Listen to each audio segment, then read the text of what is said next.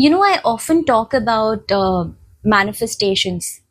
People who are taking guidance or consultation from me, they know that I am a hardcore believer in energies. So when it comes to manifestations, the first step is to be actually grateful for whatever you have right now.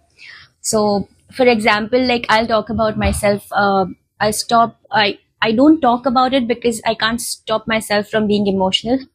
So there was a time when I was not even able to hold a pen and write in my diary because that kind of tremor and panic attacks I had been going through. And medicines help, but they are temporary relief.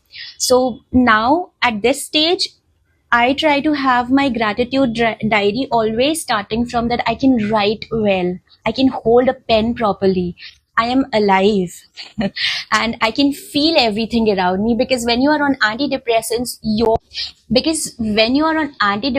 it becomes very difficult to actually feel normal emotions. What do antidepressants do? They knock you out. I mean, like you take them, and if at all they are heavy doses, you sleep. I mean, you're just like shutting out life. You don't want to feel certain things. That's the reason you take them. I'm not against medications because you need to take them when it comes down to panic attacks and you're not able to live properly your everyday day-to-day life. But my point is manifestations, like you are desiring something. Before that, you need to feel content at the place where you are. Like my teacher says, manifestation happen and they do actually come true when you are processing things from a place of actually contentment and happiness, genuine happiness. That So manifestations work when you actually work from the space of contentment and happiness, and to the like it's a basic step, it's basic logic.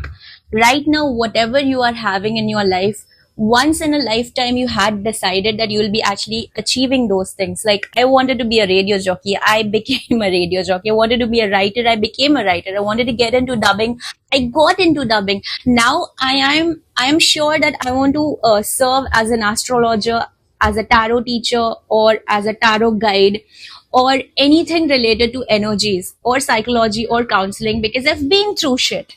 So right now I'm doing it and I'm very thankful for it. And there are very mundane and little things and little happinesses which you need to write it in your diary. So I'll be starting one series of gratitude diary on my YouTube channel. Every night we'll do that. We'll together manifest the life you want. But first, gratitude.